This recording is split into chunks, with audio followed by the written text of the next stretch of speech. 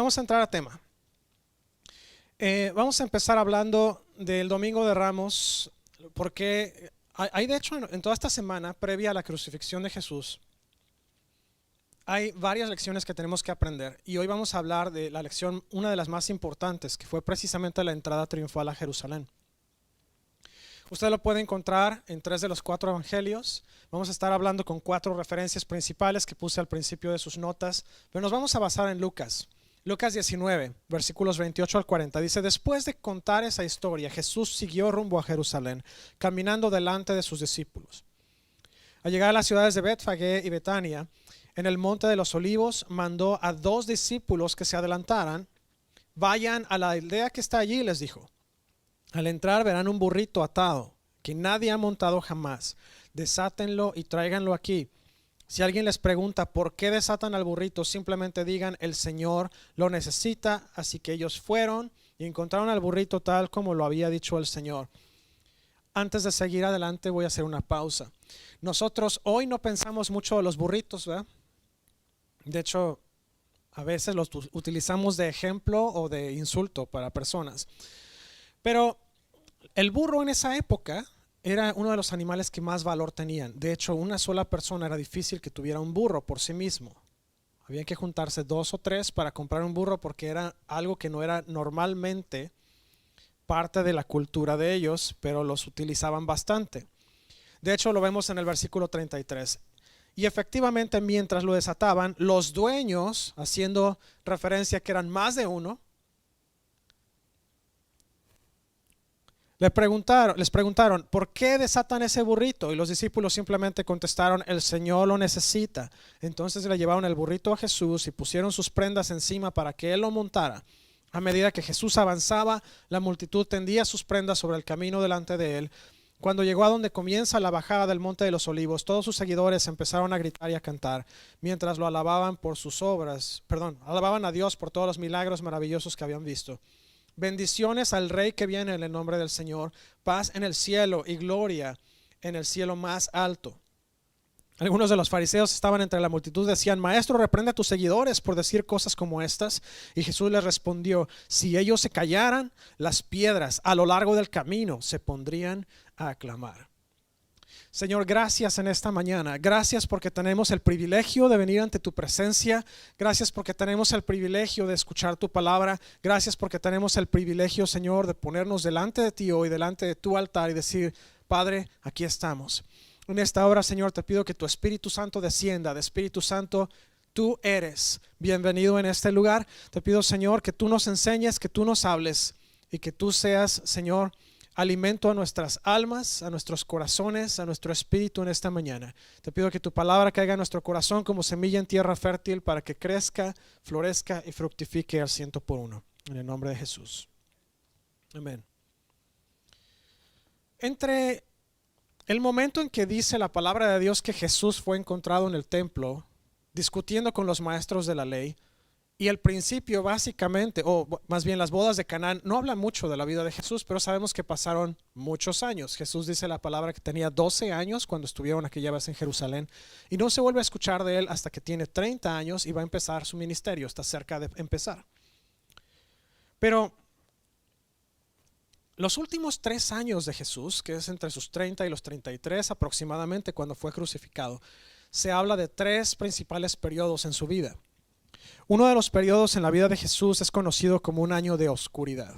Es un año en que Jesús todavía no se revelaba, la gente estaba trabajando, estaba empezando, estaba preparándose, estaba seleccionando a sus discípulos, seguido por un año de popularidad, que es cuando empieza a hacer los milagros, empieza a darse a conocer a la gente, empieza a crecer y empieza a mostrarle a la gente el camino verdadero. Empieza a sanar enfermos, a levantar paralíticos, empieza a hacer a los mudos hablar, a los ciegos ver. Incluso pasa que levanta a Lázaro de la muerte, sana a la suegra de Pedro, etc.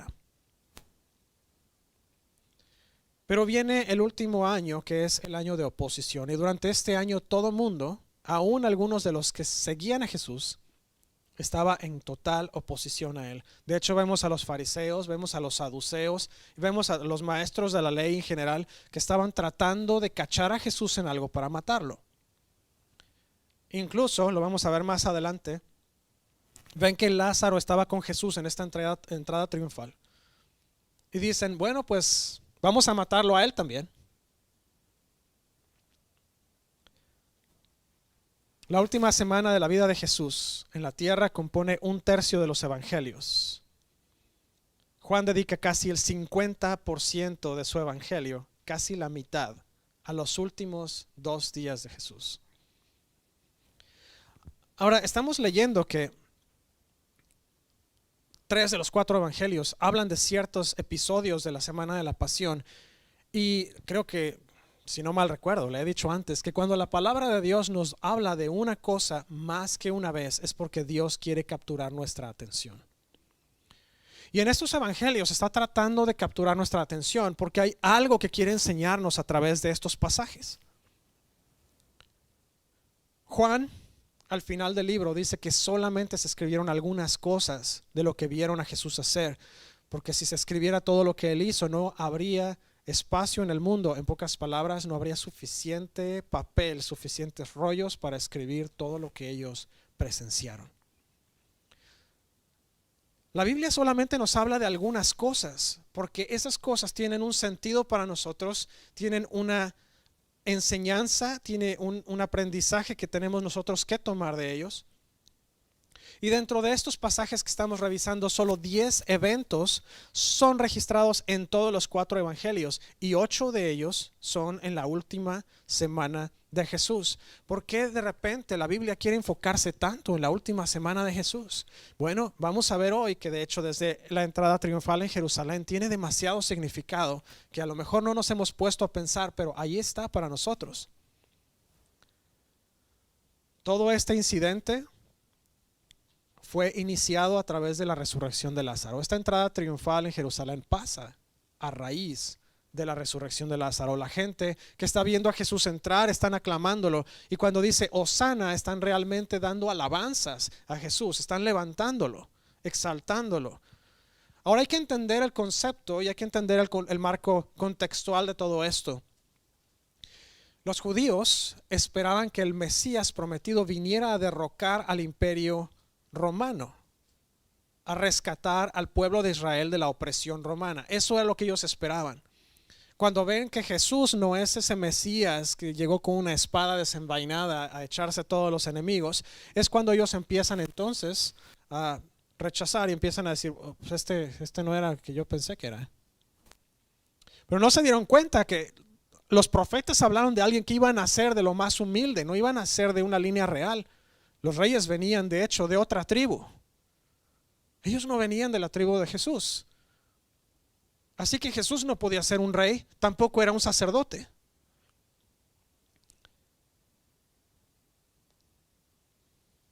Vamos a entrar a ver rápidamente el simbolismo de la entrada triunfal de Jesús. El primer punto que vamos a ver de esto es que Jesús está siempre en control. Y si usted no dijo amén a eso, hermano, quédese al final para platicar con usted. Hay un problema en su vida. Jesús está siempre en control. Sus discípulos probaron su fidelidad con obediencia. Los discípulos fueron a donde fueron, o van a donde fueron enviados, hicieron lo que les fue mandado. Jesús estaba a través de esta entrada triunfal a Jerusalén cumpliendo varias profecías. Usted puede ir de regreso a los profetas y lo van a encontrar en el Antiguo Testamento. Primero, la primera profecía es que ellos verían la paz de la plenitud en Jerusalén. Ese era el lugar en el que se iba a cumplir la primera profecía. La segunda profecía está en Zacarías 7:9. Es cómo entró Jesús. Dice el profeta que él iba a entrar precisamente montado en un pollino, que es como le llaman a los burros chiquitos, ¿eh?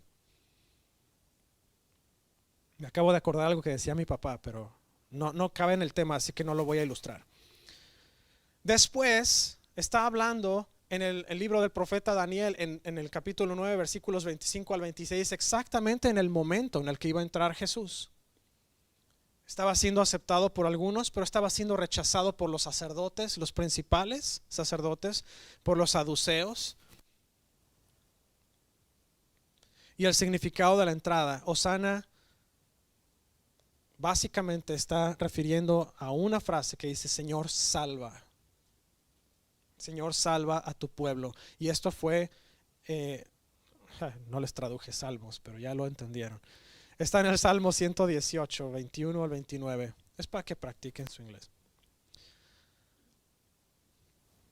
Todo esto fue predicho, todo esto fue hablado. Los salmos, estamos hablando de que vamos en el Salmo 118, es casi al final de los salmos. Muy probablemente fue uno de los hijos de Asaf. Pero todo esto se habló de Jesús, que iba a entrar, iba a llegar a Jerusalén, iba a llegar montado en un burrillo, el pueblo lo iba a aclamar. Todo esto se estaba cumpliendo. De hecho, Jesús cumplió todas las profecías que venían registradas en el Antiguo Testamento. Cuando Él entra montado en un burro, Él hace ese recordatorio o una reminiscencia de cómo entró Salomón cuando empezó a ser rey. Él no llegó en un caballo de esos caballos árabes, percherones. Salomón entró a la ciudad montado en un burro. Así que está haciendo reminiscencia a uno de los reyes de la antigüedad. Lo puede ver usted en Primera de Reyes 1:33. Ahora, la ropa que estaban tendiendo la gente y las ramas de palmera que estaban tendiendo en el piso se puede comparar a lo que nosotros conocemos hoy como la alfombra roja. Cuando usted ve que hay algún evento donde van a estar celebridades, ve que hay una alfombra roja que va desde donde paran las limusinas hasta el interior de los edificios. El significado de eso viene de hecho de los antiguos reyes. Cuando un rey iba a llegar a algún lugar, tenía que haber una alfombra roja porque el rey no podía pisar con sus pies un piso común. Y lo que están haciendo al tender la ropa y al tender las ramas de palmera es que están diciendo: Jesús es el Mesías prometido, Él no puede pisar terreno común, Él necesita pasar por un lugar de reconocimiento, un lugar de aclamación. Y es por eso que están tendiendo esa ropa. Las ramas de palmera a la misma vez significan victoria. Cuando un equipo, un rey era victorioso, le hacían guirnaldas, le hacían coronas de olivas, ramas de palmera, etcétera. Y con esto Jesús estaba entrando finalmente al punto en que estaba mostrando su señorío. ¿Quién era Jesús? Ya no lo dejó ocultarse más. Llegó al punto en el que tenía que mostrar quién era claramente, y este hecho fue uno de los que desencadenaron todo eso. De hecho, ustedes pueden ver los milagros previos que hizo Jesús. Siempre le decía al receptor del milagro: no le cuenten a nadie lo que vieron, no le digas a nadie lo que pasó, simplemente ve y preséntate a los sacerdotes. Cumple con el rito de purificación. Y a partir de este momento Jesús está haciendo completamente obvio y visible para todos. Ahora, en el segundo punto vamos a hablar de la multitud. Era mucha gente en Jerusalén. Usted puede leer la palabra de Dios. Jerusalén era un lugar donde era muy concurrido porque estaba el templo allí. Era donde toda la gente iba a visitar, a presentar ofrendas, a hacer sus pactos con Dios, etc. Siempre había gente. Y había mucha gente, no eran pocas. Pero en este caso, la gente va a mostrarse confundida, así como ahora estamos confundidos muchos. A lo mejor usted dice: no, pastor, usted está equivocado, yo no estoy confundido. Bueno, usted está confundido porque piensa que no está confundido. Pero vamos a platicar de eso. Dijo por allá el escritor Andreas Kostenberger: la apariencia pacífica de este desfile de honor fue un barril de pólvora listo para una chispa, lleno hasta el borde con ambos fervor mesiánico y odio al dominio romano. En pocas palabras, la gente, como les decía hace unos minutos, estaba esperando que este hombre que venía entrando cabalgando en un burro, de repente desenvainara la espada de Excalibur y empezara a echarse a todos ahí mismo. Eso era lo que buscaban. Ellos esperaban que el Mesías viniera a remover al dominio romano y establecer nuevamente el dominio de Dios a través de una persona del mundo. Así que estaban confundidos. Ellos piensan que viene para acá, están entrando y está Jesús pasando y están: sí, alabado sea Dios, Señor, sálvanos. Y al mismo tiempo que Jesús va entrando y va caminando, ellos estaban realmente más enfocados en lo que pensaron que iba a ser el Mesías comparado contra lo que Jesús les estaba mostrando que estaba haciendo por ellos. Jesús jamás salió de una persona adinerada. De hecho, llega un punto en las palabras, si no mal recuerdo, se me fue el nombre de este muchacho, el chaparrito, hombre. Zaqueo, gracias. Bueno, tenía que ponerlo de alguna forma para acordarme. Zaqueo no se sube a un árbol para verlo pasar y le dice: Zaqueo, baja de ahí. Y le dice: hoy me quiero quedar contigo en tu casa. Y las palabras de Jesús son muy interesantes porque dice: no tengo donde recostar mi cabeza. Y era cierto, Jesús no tenía una casa fija en donde vivir.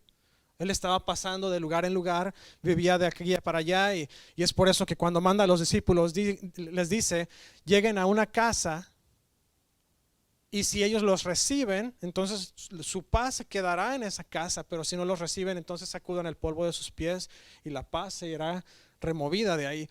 Jesús sabía, sus discípulos probablemente tenían a dónde llegar cuando estaban en sus tierras natales, pero Jesús no. Así que no pudo haber nacido de opulencia, porque Jesús no tenía un lugar a donde llegar. Jesús no poseía cosas. De hecho, para entrar a Jerusalén, prácticamente pidió prestado un burro. Literalmente pidió prestado un burro. Y así como eso, usted lo puede ver. Cuando iban a entrar a Jericó, le dice a Pedro: ve y pesca, y de la boca del pez va a salir el dinero de tus impuestos y los míos, porque tenían que pagar cuota para entrar a Jerusalén, a Jericó. Ya había casetas en esa época, así que, hermanos, si le molestan, las casetas de peaje ya existían desde entonces. El asunto con todo esto es que todo ese fervor de esta gente, las ramas de palmeras, la ropa que tendieron ahí como la alfombra roja, y toda esta emoción de Hosana, Hosana, fueron sus gritos dominicales, pero todo eso se extinguió poco tiempo después. Y lo que nos quiere decir a nosotros como cristianos es que todos los gritos dominicales aquí no van a garantizar nuestra fidelidad del viernes. Significa que nosotros vamos a llegar al final de la semana muy probablemente habiendo desobedecido ya a Dios, y todo el fervor que teníamos ya se fue. Es una ejemplificación de lo que realmente es nuestra vida como cristianos. El pastor McCarty, no el pastor Bruce, pero el papá del pastor Bruce, tenía una frase muy interesante. Él dice: emoción sin devoción es solo conmoción. En pocas palabras, si nosotros nos venimos a emocionar aquí, venimos a gritar y hacer todo aquí, pero realmente no llevamos una vida devota a Dios, lo único que estamos haciendo es vivir una pantalla. Eso es todo lo que estamos haciendo. Y eso estaba pasando en esa entrada triunfal. La gente estaba emocionada, estaban gritando, estaban corriendo, estaban tendiendo su ropa, estaban cantando Hosana a Jesús. Y después vino algo más. Ellos estaban aclamando por paz: Señor, sálvanos. Pero realmente lo que estaban esperando era conflicto. ¿A qué se parece? Me suena muy familiar esta historia, y no es la suegra.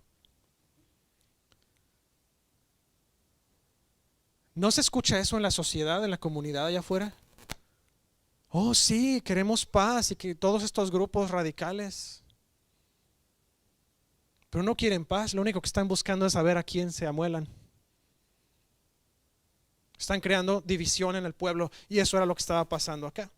La gente pensó que la venida de Jesús iba a traer paz, y realmente les estaba trayendo paz. El problema está en que ellos no querían la paz. Ellos querían el conflicto. Ellos querían que Jesús destronara a los romanos y Jesús instituyera un nuevo pueblo de Israel, una vez más libre de esclavitud. El problema es que cuando nosotros vivimos en un esquema de religión como en el que ellos vivían, lo único que lleva es frustración. A lo único que lleva es frustración. Estamos tratando de cumplir reglas, tratando de cumplir con cosas, tratando de cumplir con todas estas normas, todas estas leyes, pero lo único que nos va a llevar es a frustración. Porque estamos tratándolo de hacer por nosotros mismos, estamos tratando de hacer las cosas por nosotros mismos, pero cuando nos damos cuenta que la religión nos sirve, pero una relación sí sirve. Lo hablábamos justamente esta mañana durante el discipulado. Cuando nosotros volteamos y enfocamos nuestra visión en una relación con Dios, entonces nos damos cuenta de que hay cumplimiento de todas las promesas que Dios tiene para nosotros. Ya no hay más religión, ya no hay más checar casillas, ya no hay más listas de actividades. Ahora es una relación. Y yo no sé usted, pero yo por lo menos no le doy a mi esposa: ¿tienes esta lista que hacer? Y si no la tienes hecha toda al final del día, no te quiero. Así no funciona. ¿Sabe qué diría mi esposa? Aquí está tu lista, aquí están tus cosas, vete para allá. No estamos viviendo una religión, y es por eso que mucha gente dice: ¿qué religión eres? Pues yo no llevo una religión. Vivimos una relación con Dios. El cristianismo no es una religión más allá afuera. El cristianismo es una relación matrimonial con Dios. Toda nuestra confianza está en Él, toda nuestra esperanza está en Él, todas nuestras cosas están puestas en Él, todos nuestros ojos, nuestras expectativas, nuestros pensamientos, todo debe estar puesto en Él. Y es a lo que viene la siguiente parte: que las expectativas de ustedes estén llenas de gratitud por lo que Dios ya ha hecho en la vida de usted. Pastor, yo no he visto milagros pasar en mi vida. Perdóneme, pero usted ha sido salvo, ¿o no? Eso ya es un milagro por sí mismo, porque usted no podía haber logrado la salvación por usted mismo. La logró a través de su fe en Jesús. Usted está hoy aquí. A lo mejor usted podría estar en México, en Guatemala, El Salvador, no sé. Dios lo trajo aquí por un propósito y usted está cumpliendo el propósito. Eso por sí mismo ya es un milagro que Dios hizo en la vida de usted. Yo jamás me imaginé estar en Estados Unidos predicando el evangelio en una iglesia hispana. Jamás me lo imaginé. Y aquí estoy. Es un milagro de Dios. Y si le platico la historia de cómo llegamos a los Estados Unidos, se va a dar cuenta de que es un milagro de Dios. No fue por mis propias fuerzas, no fue por mi gusto, no fue por mi cara bonita. Es porque Dios hizo un milagro. Y si plantamos nuestras expectativas y las arraigamos en lo que Dios ya ha hecho por nosotros, con una actitud de gratitud por eso, entonces le voy a decir algo, hermano: usted no va a ser frustrado, usted no va a ser decepcionado, usted no va a ser desanimado. Realmente nos afectó el cambio de horario. Esperaba más respuesta de eso. En esta entrada triunfal hay un grupo en especial que está desconcertado completamente. Están consternados, no saben qué hacer. Los fariseos llegan con Jesús y dicen: hey, ¿no escuchas a esta gente blasfema? ¿Qué están diciendo? Y me encanta la respuesta de Jesús, siempre al punto, siempre al grano, perfecto, directo, sin cortapisas, sin esquinas. Si estos se callaran, las piedras a lo largo del camino aclamarían. ¿Sabe por qué? Porque el verdadero Mesías, el verdadero Salvador del mundo, estaba entrando a Jerusalén en esa hora, a cumplir el propósito de salvación por el cual descendió desde su trono en el cielo a la tierra.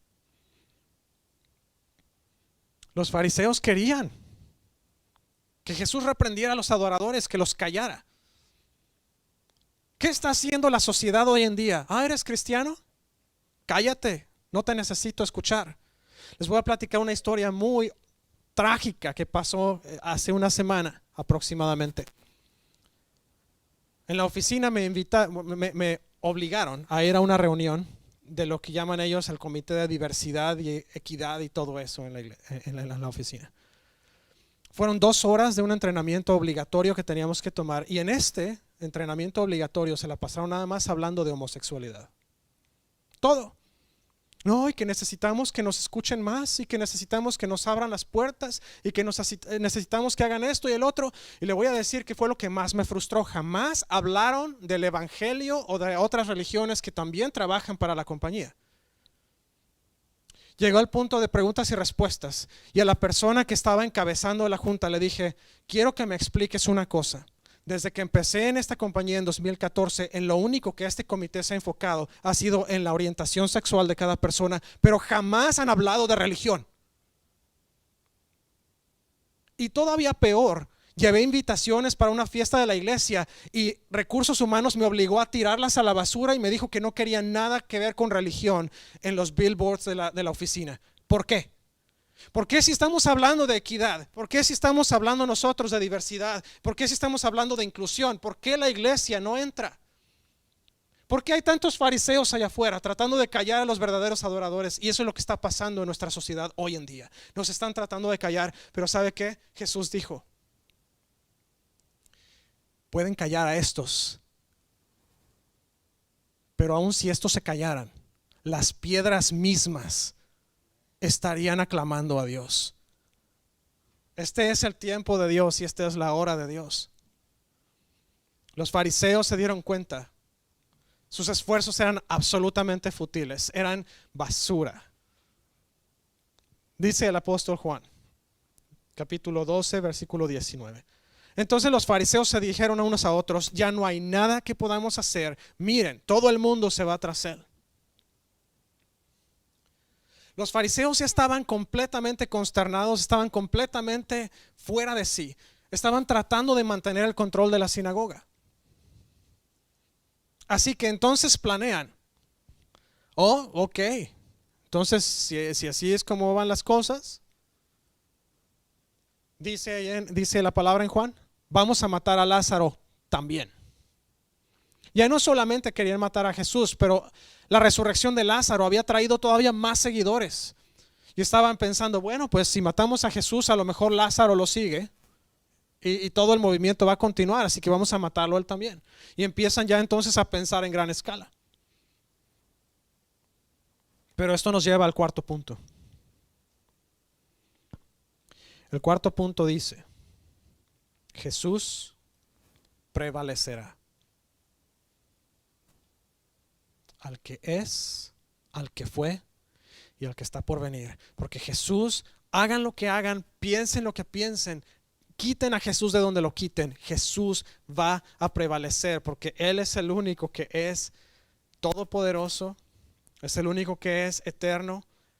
Antes de la fundación del mundo ya estaba y va a seguir estando. Nadie entendió lo que Dios había planeado. Los discípulos no entendían lo que Jesús les estaba diciendo. Jesús les había dicho ya en algunas ocasiones, me van a crucificar, voy a padecer, voy a morir. Ustedes no se preocupen, ustedes sigan haciendo lo que están haciendo. Ustedes manténganse ahí. Pero cada vez que Jesús anunciaba su muerte, se confundían más los discípulos. De hecho, la primera vez que lo anuncia, Jesús recibe una reprensión de Pedro. Dice la palabra que Pedro reprendió a Jesús. Muchachos, voy a sufrir terriblemente y voy a terminar muriendo. No, Señor, te reprendo. ¿Cómo crees? ¿Cómo te atreves a decir estas cosas? Pedro no se esperaba la respuesta de Jesús. Apártate de mí, Satanás. Que Jesús sabía que no era Pedro el que estaba hablando. Jesús sabía que Pedro estaba siendo usado por el enemigo para tratarlo de tentar a desistir de su misión salvadora. Pasa esta reprensión y los discípulos se quedan absolutamente serios, callados. Dijeron, calladito te ves más bonito, compadre, yo mejor no digo nada. Dice el hermano Marcos Witt, y Pedro era del norte. Calladito te ves más bonito, y se quedan callados. Y después viene otra todavía. Dos de los discípulos. Oye Jesús, ahora que llegues para allá arriba, pues danos un asiento, ¿no? Uno a tu derecha y el otro a tu izquierda. ¿Sabe? Es equiparable como si usted fuera diagnosticado con una enfermedad mortal y le dice el doctor que usted ya está en las últimas. Si usted va con sus amigos, les dice, oye, ¿saben qué? Pues voy a morir, señor. El doctor me dijo que tengo X o Y y voy a morir pronto.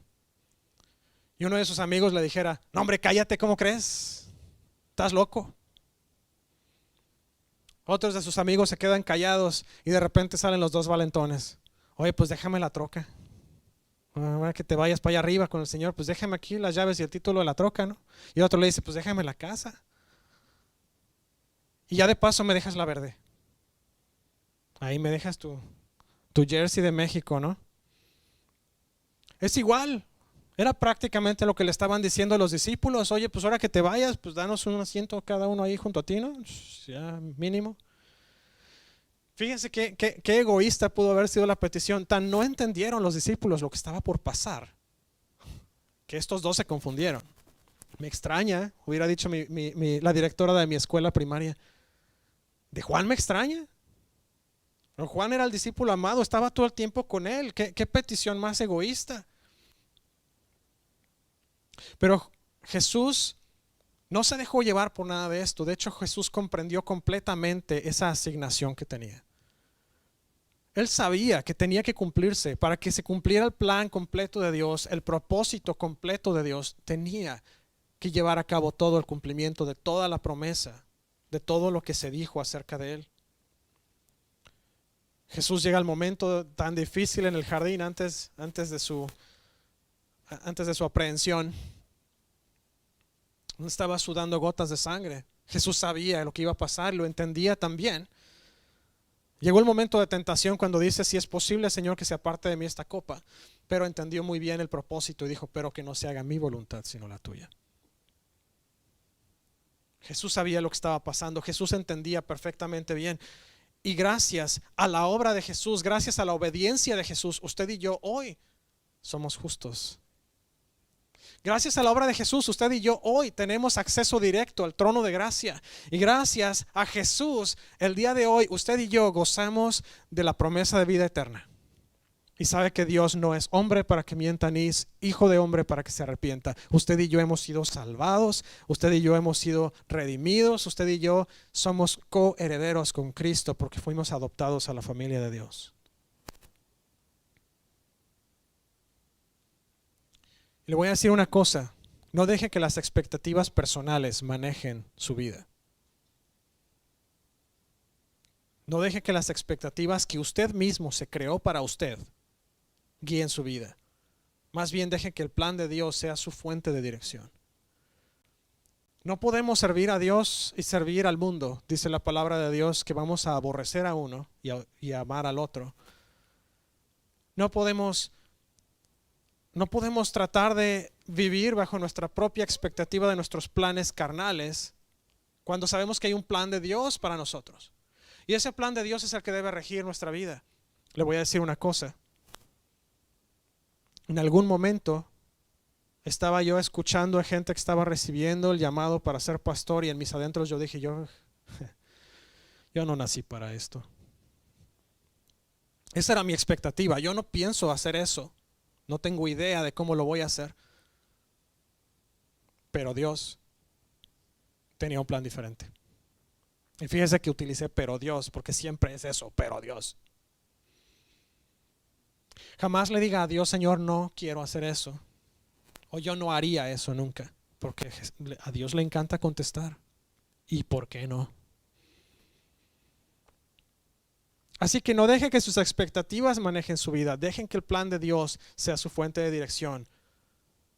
Y le voy a decir la última. Regocíjate porque tus pecados son perdonados. Una vez más lo voy a decir: regocíjate porque tus pecados son perdonados, porque estás en buena posición con Dios. Regocíjate porque la esperanza está segura en Él. No hay nada que nos pueda mover. Nuestra esperanza está cimentada en la roca firme que es Jesús. No hay nada más que nos pueda sacar de ahí. Más tarde Jesús llorará por aquellos que le dieron la bienvenida, porque sabe que no entienden y lo van a rechazar. Él se para, ve a Jerusalén y dice: ah, Jerusalén, ah, Jerusalén, ¿cómo fue que me fallaste? Dice Lucas 19, 41 al 44. Al acercarse a Jerusalén, Jesús vio la ciudad delante de él y comenzó a llorar diciendo: ¿cómo quisiera que hoy tú entre todos los pueblos entendieras el camino de la paz? Pero ahora es demasiado tarde y la paz está oculta a tus ojos. No pasará mucho tiempo antes de que tus enemigos construyan murallas que te rodeen y te encierren por todos lados. Te aplastarán contra el suelo y a tus hijos contigo. Tus enemigos no dejarán una sola piedra en su lugar porque no aceptaste la oportunidad de salvación. Dice Proverbios 3, versículos 5 al 7. Lo conocemos todos muy bien. Confía en el Señor con todo tu corazón. No dependas de tu propio entendimiento. Busca su voluntad en todo lo que hagas y Él te mostrará cuál camino tomar. No te dejes impresionar por tu propia sabiduría. En cambio, teme al Señor y aléjate del mal. Más claro, no canta un pollo, muchachos. Así de fácil.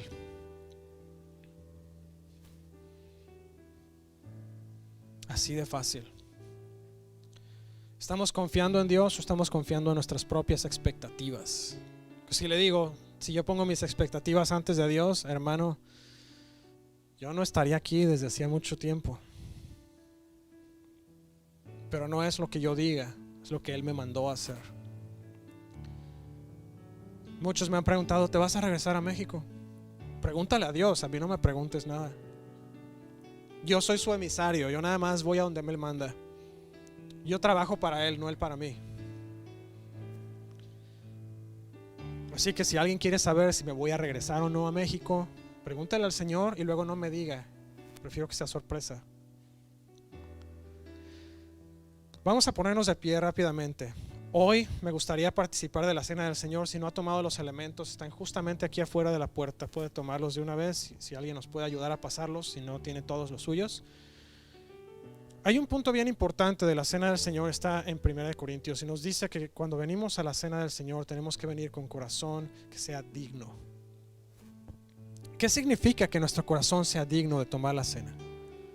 Bueno, primeramente significa que nosotros debemos haber entregado nuestro corazón a Jesús. Significa que no pertenecemos más al mundo, pero pertenecemos a Dios. La otra cosa que significa es que si ya pertenecemos a Jesús, si ya somos de la familia de Dios, dice la palabra de Dios que lo único que tenemos que hacer es arrepentirnos de nuestros pecados y ponernos a cuentas con Dios. Así que hay dos cosas que me gustaría hacer antes de pasar la cena del Señor. Ya estamos cerca de concluir, no se me desespere. Es nada más la cena del Señor y ya, tranquilos. Lo primero que quiero hacer es, si usted nos está viendo del otro lado o usted está aquí presente y jamás ha tomado la decisión de rendir su vida a Cristo, hoy es el momento justo, porque ¿sabes qué? Dice Jesús, yo estoy a la puerta y llamo. No quiere decir que está constantemente tocando la puerta de tu corazón y está esperando entrar. Así que si no has tomado nunca la decisión de entregar tu vida a Cristo, hoy es el momento justo. Si usted está aquí y jamás lo ha hecho antes, solamente levante su mano. Déjeme ver que usted está hoy tomando esa decisión. Si usted está del otro lado de la cámara o nos está escuchando en podcast, vamos a hacer una oración bien sencilla. Solo tiene que repetir la oración con todo su corazón, diciéndola con todo el corazón, no nada más de pericazo, de dientes para afuera. Una vez que hagamos esa oración, usted es parte de la familia de Dios. Y si usted está aquí hoy, usted ya ha tomado esa decisión, empiece a orar, póngase a cuentas con Dios, que su corazón esté listo para cuando empecemos. Si usted está listo para entregar su vida a Cristo, ahí donde usted está, concéntrese, repite esta oración conmigo. Señor Jesús, te doy gracias por el sacrificio de la cruz. Hoy te pido perdón por mis pecados, porque yo sé que te he fallado. Me arrepiento de todo corazón. Reconozco que tú tienes el poder para perdonar, que es el mismo poder que te levantó de la muerte. Hoy te entrego mi vida, hoy te confieso como mi Señor y Salvador. Hoy te pido que me hagas una nueva creación. En tu nombre santo, Jesús. Amén. Si usted hizo esa oración, le voy a pedir que me contacte al 918-350-9486 o directamente a fmonroy@wasofirst.com. Puede hacerlo a través de YouTube, a través de Facebook, Instagram. Si usted está aquí y ya ha tomado esa decisión antes y dice, ¿sabes qué, pastor? Yo necesito ponerme a cuentas, todavía no acabo, deme un minuto más. Vamos a orar. Todos necesitamos pasar por el proceso de arrepentimiento. No hay ni aún uno que sea justo. Hemos hecho o dicho algo que no le agrada a Dios en las últimas 24 horas por lo menos. Así que vamos a darle al Señor la honra. Vamos a pedir todos que el Señor limpie nuestro corazón. Señor, gracias en esta hora. Gracias, Señor, porque tú llevaste el castigo por nosotros. Gracias porque dice la palabra que tú, Señor, entregaste hasta la última gota de tu sangre para perdonarnos, para redimirnos. Y hoy podemos gozar de libertad, podemos gozar de sanidad, podemos gozar, Señor, de vida eterna. Gracias al sacrificio que hiciste, pero entendemos, Señor, que siendo nosotros humanos te fallamos y cometemos errores y volvemos a manchar nuestra vida con el pecado. Y en esta hora, Jesús, te pedimos que tú nos purifiques una vez más. Te pedimos perdón porque sabemos, Señor, que hemos pecado, porque no queremos pecar más. Te pido, Señor, que en esta hora traigas a nuestra memoria, Señor, pecados aún que no hemos confesado, para que podamos nosotros dejarlos completamente atrás y seamos dignos de tomar la cena contigo en esta hora. Te pido, Señor, que perdones cada pecado, que perdones a cada persona, que nos ayudes, Señor, en el nombre de Jesús, a venir hoy completamente dignos delante de ti. Dice la palabra de Dios en 1 Corintios que la noche que Jesús estaba por ser entregado, Él se sentó a la mesa con los discípulos a partir la cena de la Pascua y tomó el pan y lo partió. Y dice que lo pasó a sus discípulos y les dijo: este pan representa mi cuerpo que hoy va a ser entregado por ustedes, mi cuerpo que hoy va a ser completamente molido por ustedes. Y dijo que cada vez que nos reuniéramos, recordáramos su muerte y su resurrección a través de esta cena de la Pascua. En esta hora, Jesús, te damos gracias porque tú fuiste quien llevaste el castigo. Porque, Jesús, dentro de todo lo que nosotros hicimos, tú decidiste llevar el castigo en nuestro lugar, llegar hasta la cruz y entregar hasta la última gota de tu sangre para que se cumpliera completamente la ley y ese precioso cordero sin mancha y sin defecto llevara todos nuestros pecados para siempre. En esta hora, Señor, te damos gracias. Partimos el pan, Señor, en conmemoración de aquel momento en el que tú partiste el pan con tus discípulos, Señor, y hoy lo tomamos en esta hora, Señor, como representación y como homenaje, Señor, de aquel sacrificio que tú hiciste, como memoria, como recordatorio de la promesa que tenemos en ti de vida eterna gracias a tu sacrificio. Hoy tomamos el pan en tu nombre, Jesús. Amén. Comparta conmigo del pan.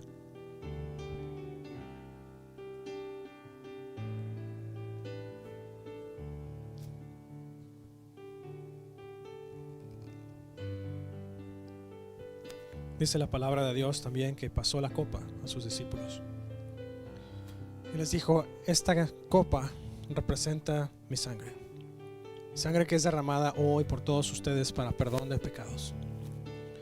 Dice la palabra de Dios que nosotros éramos tan rojos. Nuestro pecado nos hizo nuestro espíritu, nuestra alma rojos, completamente sucios. El apóstol Pablo lo pone de otra manera: nuestras obras más buenas eran como un trapo de inmundicia. Pero dice la palabra que la sangre de Jesús vino a limpiarnos y nos dejó tan blancos como la nieve.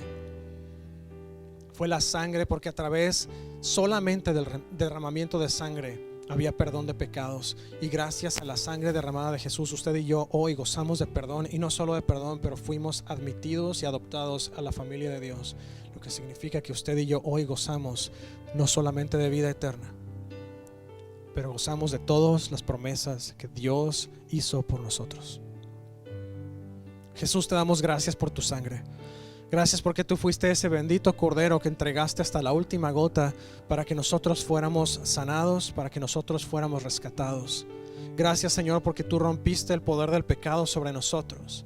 Y ahora podemos gozar de libertad. Hoy podemos gozar, Señor, de vida eterna. Hoy podemos gozar de excelente relación contigo y de salvación, y podemos venir hasta el trono de gracia directamente, sin intermediarios, gracias a la sangre que tú derramaste por nosotros en la cruz. Y dice la palabra también que por tus llagas somos sanados, y hoy declaramos sanidad, Señor, porque al tomar esta copa declaramos que esa sangre que Jesús derramó en la cruz también está causando y está dando sanidad a nuestro cuerpo. Te bendecimos, Señor, en esta hora. Te damos gracias. Gracias porque tú fuiste el regalo perfecto, tú fuiste el sacrificio perfecto. Y tomamos, Señor, la copa hoy, recordando la sangre que tú derramaste por nosotros. Puede participar conmigo. Muchas gracias, Dios. Gracias porque tú eres un Dios bueno, eres un Dios magnífico. Gracias, Señor, porque no hay nadie como tú. Porque Jesús, pudiendo haberte quedado en tu trono, viéndonos sufrir y viéndonos pasar o padecer por nuestros propios pecados, tú sentiste misericordia y compasión de nosotros y tú descendiste dejando tu trono en el cielo. Te convertiste como uno de nosotros, caminaste como un ser humano por este mundo y dice la palabra que fuiste obediente hasta la muerte y muerte de cruz. Y en esta hora nosotros recordamos ese momento como el momento de salvación perfecto para nosotros. En esta hora, Señor, declaramos que tu sangre nos limpia, declaramos que tu sangre nos sana, declaramos, Señor, que tu sangre nos revierte, nos cubre una vez más, Señor, y somos nuevamente purificados y limpiados para ti. Bendito eres, Señor, no hay nadie que pueda compararse a ti. Tú eres el único Dios, tú eres el único verdadero Redentor, tú eres el único Salvador, tú eres lo mejor que nos pudo haber pasado. En esta hora te damos gracias, Señor, porque sabemos que esa entrada triunfal a Jerusalén que nosotros leemos en los evangelios simplemente es una ejemplificación de cómo llegaste tú a nuestra vida. Llegaste, Señor, a quitar todo lo que no nos servía. Llegaste a remover, Señor, nuestras viejas creencias. Llegaste a remover nuestros pensamientos, nuestros pecados. Y entraste como nuestro Salvador, como nuestro Mesías prometido. Gracias, Jesús. Te damos gracias por el sacrificio, por todo lo que tú has hecho. En esta hora te decimos, Jesús, te amamos, te necesitamos, te bendecimos, te alabamos y te adoramos, Señor, y que a ti sea la gloria, que a ti sea la honra, el dominio, el honor y el poder por los siglos de los siglos, porque solamente a ti te pertenece. Tú eres nuestro Dios fuerte, nuestro Padre eterno, tú eres nuestro príncipe de paz, tú eres nuestra torre fuerte, nuestro refugio, nuestra fortaleza, nuestro escudo. Tú eres nuestro estandarte, tú eres nuestro sanador, tú eres nuestro proveedor. Señor, dependemos de ti. No dependemos de nuestras fuerzas, no dependemos de nuestro trabajo, no dependemos de nuestro dinero, no dependemos de nuestro intelecto, dependemos 100% de ti. Gracias, Señor, en el nombre de Jesús. Amén. Que el Señor me los bendiga y los guarde. Que el Señor bendiga su entrar y su salir, su acostar y su levantar. Que el Señor haga resplandecer su rostro sobre ustedes y les dé paz, hoy, mañana y siempre.